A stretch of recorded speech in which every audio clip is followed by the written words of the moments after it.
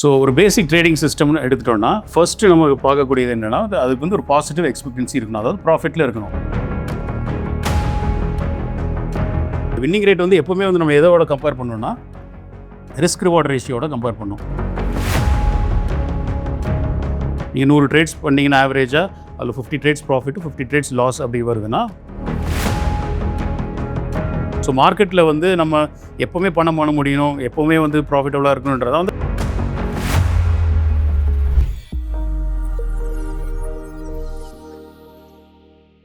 ஒரு பேசிக் ட்ரேடிங் சிஸ்டமுக்கு வந்து என்ன முக்கியம் அப்படின்றத நம்ம பார்த்தோம்.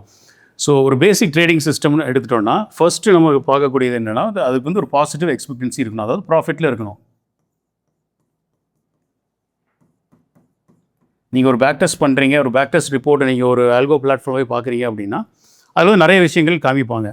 ஸோ அதில் முக்கியமான விஷயம் வந்து அதான் ஃபஸ்ட்டு நம்ம பார்க்கக்கூடியதே வந்து ப்ராஃபிட். ஏன்னா ப்ராஃபிட் இருந்தால் தான் அவங்க வந்து டிஸ்பிளே பண்ணுவாங்க. இப்போ நீங்களே ஒரு பேக் டெஸ்ட் பண்ணுறீங்க அப்படின்னா ஒரு பாசிட்டிவ் அட்வான்டேஜ் உள்ள சிஸ்டத்தை எடுக்கணும்.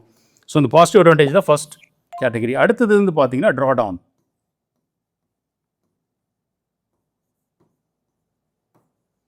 ஸோ ட்ராடவுன் அப்படின்றது என்ன அப்படின்னா, அந்த ஸ்ட்ராட்டஜியை வந்து நம்ம ஃபுல்லாக ரன் பண்ணுறோம் அப்படின்னா அந்த ஹை ப்ராஃபிட் இருக்கும் பார்த்தீங்கன்னா அதுலேருந்து வரக்கூடிய லோ. ஸோ இது வந்து லாஸ் அப்படின்றத நம்ம நினச்சிக்க கூடாது. இது ட்ராடவுன் அப்படின்றது என்னென்னா, இந்த ஸ்ட்ராட்டஜி நம்ம ரன் பண்ணிகிட்டே இருக்கோம், பல வருஷமாக ரன் பண்ணிகிட்டே இருக்கோம் அப்படின்னா அந்த ஸ்ட்ராட்டஜி வந்து எப்போவுமே வந்து லீனியராக இப்படி மேலே போகாது. எந்த ஸ்ட்ராட்டஜியுமே அப்படி போகாது. அது ஒரு 100% வின்னிங் ரேட் இருந்த ஸ்ட்ராட்டஜி தான் இந்த மாதிரி ஒரு லீனியராக போகும். ஸோ எந்த ஸ்ட்ராட்டஜியுமே, அதாவது பணம் பண்ணக்கூடிய ஸ்ட்ராட்டஜி வந்து பார்த்திங்கன்னா இந்த மாதிரி தான் போகும். ப்ராஃபிட் பண்ணும், ஒரு வாரம் லாஸ் பண்ணும், ஒரு வாரம் ப்ராஃபிட் பண்ணும், ஒரு வாரம் லாஸ் பண்ணும். ஸோ இந்த எவ்வளோக்கு டிப் வருதோ இதை தான் வந்து ட்ராடவுன் சொல்லுவாங்க. ஸோ ட்ராடவுன் வந்து யூஸ்வலாக பர்சன்டேஜில் சொல்லுவாங்க, percentage of the capital. So இப்போ ஒரு ஸ்ட்ராட்டஜி நீங்கள் ரன் பண்ணுறீங்க, ஒரு எக்ஸ்பைரி டே ஸ்ட்ராட்டஜி, ஒரு இன்ட்ராடே ஸ்ட்ராட்டஜி, ஒரு ஆப்ஷன் செல்லிங் ஸ்ட்ராட்டஜி ரன் பண்ணுறீங்கன்னா, ஒரு 4 லட்ச ரூபா கேபிட்டலுக்கு நீங்கள் ஸ்ட்ராட்டஜி ரன் பண்ணுறீங்க. 4 லட்ச ரூபா கேபிட்டல் போட்டு ஒரு ஸ்ட்ராட்டஜியை நம்ம ரன் பண்ணுறோம் அப்படின்னா இந்த பீக்லேருந்து கீழே எவ்வளோ பர்சன்டேஜ் வந்துருக்கு, அதாவது இந்த பர்சன்டேஜ் வந்து இந்த டோட்டல் கேபிட்டல்லேருந்து பார்ப்போம். இப்போ வந்து ஒரு 5% ட்ராடவுன் அப்படின்னா ஒரு 20,000 ரூபா ப்ராஃபிட்லேருந்து கீழே போகிறதுக்கான வாய்ப்பு இருக்குது. அதாவது பேக் டெஸ்டிங்கில் வந்து இதுதான் வந்து நடந்திருக்கு. பேக் டெஸ்டிங்கில் ஹிஸ்ட்ரியில் பார்த்தீங்கன்னா 5% உங்கள் பணம் வந்து கம்மியாக இருக்குது. ஸோ இது வந்து ப்ராஃபிட்லேருந்து கம்மியாகலாம், கேபிட்டலேருந்து கம்மியாக இருக்குது. வாங்குற ப்ராஃபிட்லேருந்து இப்போ நீங்கள் 4 லட்ச ரூபா போட்டு ட்ரேட் பண்ணுறீங்க, ஒரு 4,40,000 ஆகிடுச்சு ஒரு 6 மாதத்தில் அப்படின்னா அதுலேருந்து அந்த ட்ரேடிங் கண்டினியூ பண்ணிகிட்டே இருந்தோம்னா அப்போ வந்து நமக்கு இந்த 5% ட்ராடவுன் வரதுக்கான வாய்ப்பு இருக்குது. ஸோ இந்த ட்ராடவுன் அப்படின்றது வந்து ஒரு பர்சன்டேஜ் இதில் நம்ம பார்க்குறோம். சில பேர் வந்து இதை நம்பராக பார்ப்பாங்க. நம்பராக பார்த்தோன்னா நமக்கு என்ன ஆகும்னா எவ்வளோ கேபிட்டல்லேருந்து பார்க்குறோன்றதை, நமக்கு எவ்வளோ கேபிட்டல்லேருந்து நம்ம எவ்வளோ ட்ராடவுன் ஆகுன்றது பர்சன்டேஜ் வைஸ் பார்த்தோம்னா நமக்கு வந்து இது புரியும். ஸோ அதே மாதிரி ஆவரேஜ் ட்ரேடர்ஸ் வந்து ஒரு புது ஸ்ட்ராட்டஜியை பார்க்குறாங்க, புது ஸ்ட்ராட்டஜியை கற்றுக்குறாங்க அப்படின்னா முதல்ல அவங்க மனசு என்ன வரும்னா இது எவ்வளோ வின்னிங் ரேட் இருக்குது அப்படின்னு சொல்லிட்டு. ஏன்னா வின்னிங் ரேட் நிறையா இருந்ததுன்னா நல்ல சிஸ்டம்ன்ற நம்பிக்கை எல்லாத்துக்கிட்டையும் இருக்குது. ஸோ அப்படி கிடையாது. இப்போ நம்ம வின்னிங் ரேட் அப்படின்றது என்னென்னு பார்த்தோம்னா சில ட்ரெண்ட் ஃபாலோயிங் சிஸ்டம்ஸ், அதாவது ட்ரெண்டை ஃபாலோ பண்ணக்கூடிய சிஸ்டம்ஸ், அதாவது பெரிய ட்ரெண்ட் வரும்போது கேட்ச் பண்ணும், நிறையா இடத்துல வந்து அது தோற்று போகும். ஸோ இந்த மாதிரியான சிஸ்டம்லாம் பார்த்தீங்கன்னா 22 to 27% வின்னிங் ரேட் இருக்கும். ஸோ நாங்கள் கூட இந்த மாதிரி சிஸ்டம் ட்ரேட் பண்ணோம். 20லேருந்து ஒரு 27%, 28% தான் வின்னிங் ரேட் இருக்கும். அப்படி பார்த்தோம்னா முக்கால்வாசி ட்ரேட்ஸ் லாஸ் மேக்கிங் ட்ரேட்ஸாக இருக்கும். ஆனால் இதில் என்ன அட்வான்டேஜ், இதில் எப்படி இது பணம் பண்ணோம் அப்படின்னு பார்த்தோம்னா இதோட ஆவரேஜ் லூசர்ஸ் பார்த்தீங்கன்னா கம்மியாக இருக்கும், ஆவரேஜ் வின்னர்ஸ் பார்த்தீங்கன்னா ரொம்ப ஜாஸ்தியாக இருக்கும். ஃபார் எக்ஸாம்பிள் இதில் பார்த்தீங்கன்னா ஒரு ஆவரேஜ் லூசர்ஸ் 3,000 ரூபா லூஸ் ஆகும். ஒரு ட்ரேட்லேயும் வந்து 3,000 ரூபா லூஸ் பண்ணிகிட்டே இருக்கும். ஆனால் ஒரு பெரிய ட்ரெண்டை கேப்சர் பண்ணிடுச்சுன்னா ஒரு 10,000 ரூபா வரும் அப்படின்னு வச்சுக்கோம். ஸோ கிட்டத்தட்ட 1:3 ரிஸ்க் ரிவார்ட். ஸோ இந்த மாதிரியான ரிஸ்க் ரிவார்டில் ஆப்ரேட் பண்ணும்போது வின்னிங் ரேட் வந்து இங்கே வந்து ஒரு இதுவே கிடையாது. வின்னிங் ரேட் வந்து எப்போவுமே வந்து நம்ம எதோட கம்பேர் பண்ணோம்னா ரிஸ்க் ரிவார்ட் ரேஷியோட கம்பேர் பண்ணோம். ஒவ்வொரு லாஸுக்கும் எவ்வளோ ப்ராஃபிட் அது பண்ணுது. ஸோ அதில் வந்து நல்லா ப்ராஃபிட் பண்ணுற சிஸ்டத்துக்கு கம்மி வின் ரேட்டு போதுமானது. ஸோ வின் ரேட்டை வச்சு நம்ம வந்து எந்த ஸ்ட்ராட்டஜியுமே வந்து நல்ல ஸ்ட்ராட்டஜியோ கெட்ட ஸ்ட்ராட்டஜி நம்ம சொல்ல முடியாது. இந்த win rate along with risk reward. So இதை தான் வந்து நம்ம ஒரு பேக் டெஸ்ட்டில் பார்க்கணும். Win rate with risk reward. ஒரு 50% வின்னிங் ஸ்ட்ராட்டஜி, அதாவது ஒரு நீங்கள் 100 ட்ரேட்ஸ் பண்ணிங்கன்னா ஆவரேஜாக அதில் 50 ட்ரேட்ஸ் ப்ராஃபிட்டு 50 ட்ரேட்ஸ் லாஸ் அப்படி வருதுன்னா அதில் வந்து மினிமம் 1:1 வின்னிங் ரேஷியோ இருந்தால் தான் அது பிரேக் ஈவனே ஆகும். ஸோ ஒரு 1:1 வின்னிங் ரேஷியோ சிஸ்டம் எப்போது ப்ராஃபிட் பண்ணுச்சுன்னா 5,000 பண்ணும், லாஸ் பண்ணாலும் 5,000 பண்ணும். அப்படின்னா 51%க்கு மேலே இருந்ததுனாலே வின்னிங் ரேட் இருந்ததுனாலே அந்த ஸ்ட்ராட்டஜி வந்து ஓவராலாக இந்த லாங் ரன் ப்ராஃபிட் பண்ணும். ஸோ ஏதாவது கேசினோவோட ஸ்ட்ராட்டஜி. கேசினோவில் பார்த்தீங்கன்னா இதே மாதிரி தான் வந்து அவங்களுக்கு பார்த்தீங்கன்னா 51.2% தான் வின்னிங் ரேட் இருக்கும்.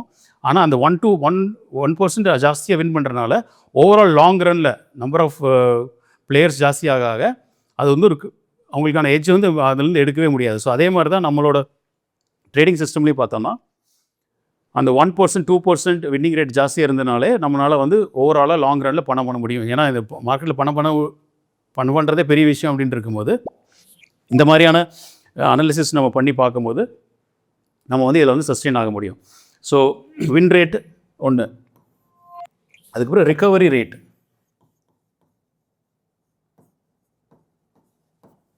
ஸோ ட்ராடவுன் பார்த்தோம். ஸோ ட்ராடவுன் வந்து இப்போது ஒரு ஸ்ட்ராட்டஜி ட்ராடவுனில் போயிட்டே இருக்கும்போது ஒரு 2 வாரம் அது வந்து பேக் டு பேக் அதனால் ப்ராஃபிட் பண்ண முடியல அப்படின்னா இது ஒரு பெரிய தப்பான விஷயம் கிடையாது. ஏன்னா மார்க்கெட் வந்து சில டைம் ரெஜிம் மாறும், மார்க்கெட் வந்து பிஹேவியரே மாறும். அப்போ அந்த டைமில் வந்து அந்த ஸ்ட்ராட்டஜி ஸ்ட்ரகிள் பண்ணும்.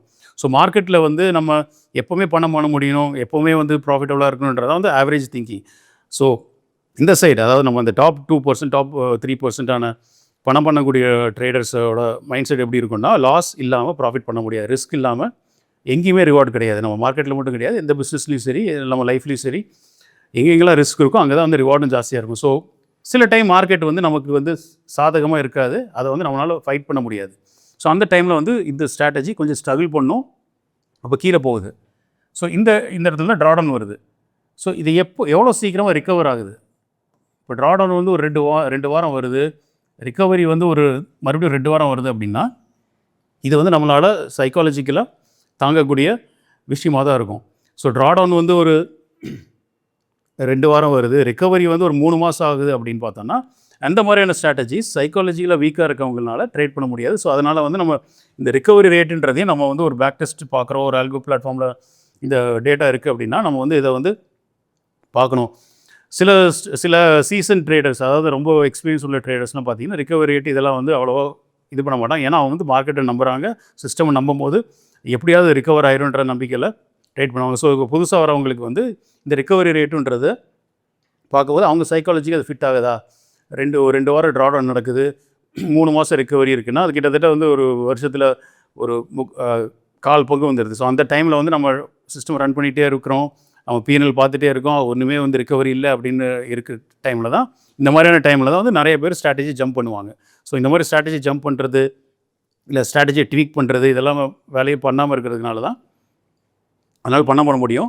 ஸோ இந்த ரிகவரி ரேட்டு வந்து நமக்கு சூட் ஆகுமா அப்படின்றத நம்ம வந்து ட்ரேடர்ஸ் வந்து பார்த்துக்கணும்.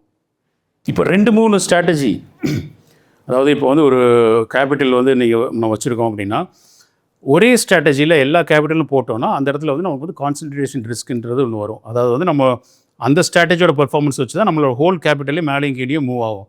ஸோ இப்போ ஒரு பணம் வச்சுருக்காங்க, இப்போ ஒரு 5 லட்ச ரூபா வச்சுருக்காங்க, அவங்களால 2 ஸ்ட்ராட்டஜி ரன் பண்ண முடியும் அப்படின்னா 2 ஸ்ட்ராட்டஜி ரன் பண்ணாங்கன்னா அதில் பார்த்தீங்கன்னா கோரிலேஷன் ஃபேக்டர்னு ஒன்று இருக்குது, கோரிலேஷன் சொல்கிறது ஒன்று இருக்குது. ஸோ நெகட்டிவ் கோரிலேஷன் உள்ள ஸ்ட்ராட்டஜிஸை நம்ம டிப்ளாய் பண்ணணும். ஸோ கோரிலேஷன் அப்படின்னா என்னென்னா, இப்போ வந்து மார்க்கெட் வந்து மேலே போயிட்டே இருக்கும்போது ஒரு சில ஸ்ட்ராட்டஜி வேலை செய்யுது அப்படின்னா இன்னொரு ஸ்ட்ராட்டஜியும் அதே மாதிரியான கோரிலேஷன் உள்ள ஸ்ட்ராட்டஜி நம்ம போடக்கூடாது. அதாவது 2 ஸ்ட்ராட்டஜியுமே வந்து மார்க்கெட் மேலே போனால் தான் வேலை செய்யும் அப்படின்னா அது வந்து ஹைலி கோரிலேட்டட் பாசிட்டிவ் கோரிலேட்டட் ஸ்ட்ராட்டஜிஸ்னு அர்த்தம். ஸோ ஒரு ஸ்ட்ராட்டஜி வந்து மார்க்கெட் மேலே போனால் வேலை செய்யுது, இன்னொரு ஸ்ட்ராட்டஜி வந்து மார்க்கெட் கீழே போனால் வேலை செய்யுது அப்படின்னு போட்டோம்னா அது வந்து negative correlated strategy. So negative correlated strategy நம்ம போடும்போது ஓரளவு மார்க்கெட் மேலேயும் கீழேயும் போகும்போது ஒன்று லாஸ் பண்ணணும், இன்னொன்று ப்ராஃபிட் பண்ணிடும். ஸோ இந்த மாதிரியான அன்கோரிலேட்டட் சிஸ்டம்ஸ் ட்ரேட் பண்ணுறதா இந்த ஹெச்எஃப்டிஸோ இல்லை இன்ஸ்டிடியூஷன்ஸோட மெயின் எட்ஜாக இருக்க போகுது. ஸோ இந்த மெயின் எட்ஜ், ப்ரைமரி எட்ஜ் அவங்களோட என்னென்னு வருதுன்னு பார்த்தீங்கன்னா டிஸ்ட்ரிபியூட்டட் ஸ்ட்ராட்டஜிஸ், அதாவது அன்கோரிலேட்டட் ஸ்ட்ராட்டஜிஸ். ஒரு போர்ட்ஃபோலியோ ஆஃப் ஸ்ட்ராட்டஜிஸ் ரன் பண்ணும்போதே வந்து அவங்களுக்கு வந்து ஒரு ஆட்டோமேட்டிக்காகவே ஒரு எட்ஜ் வந்துடும்.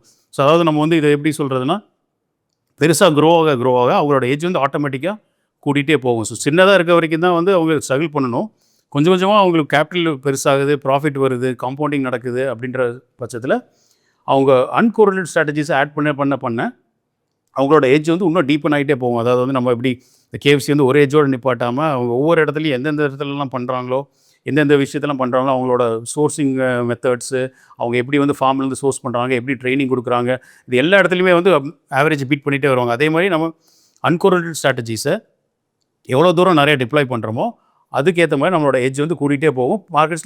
மார்க்கெட் பெருசாக சேஞ்ச் ஆனாலுமே ஒரு ஸ்ட்ராட்டஜி கொடுக்கலன்னா இன்னொரு ஸ்ட்ராட்டஜி கொடுத்துரும். ஸோ இந்த கோரிலேஷன்றது நெகட்டிவ் கோரிலேஷன் ஸ்ட்ராட்டஜிஸாக நம்ம பார்க்கணும். ஸோ இந்த மாதிரி இண்டிவிஜுவல் ஸ்ட்ராட்டஜி, ஸோ ஒரு எக்ஸ்பைரி டேயில் ஒரு ஸ்ட்ராட்டஜி, ஒரு பொசிஷனலாக ஒரு ஸ்ட்ராட்டஜி, அப்புறம் வந்து ஒரு இன்ட்ராடேக்கு ஒரு ஸ்ட்ராட்டஜி, அப்புறம் வந்து ஆப்ஷன் பையிங்க்கு ஒரு ஸ்ட்ராட்டஜி, ஆப்ஷன் செல்லிங்க்கு ஒரு ஸ்ட்ராட்டஜி, இந்த மாதிரி நிறைய ஸ்ட்ராட்டஜியை பிரித்து அன்கோரிலேட் ஸ்ட்ராட்டஜியை எடுத்து நம்ம ட்ரேட் பண்ணக்கூடியதாக வந்து நெக்ஸ்ட் பார்த்தோம்னா பேஸ்கெட்ஸ் அப்படின்னு சொல்கிறோம்.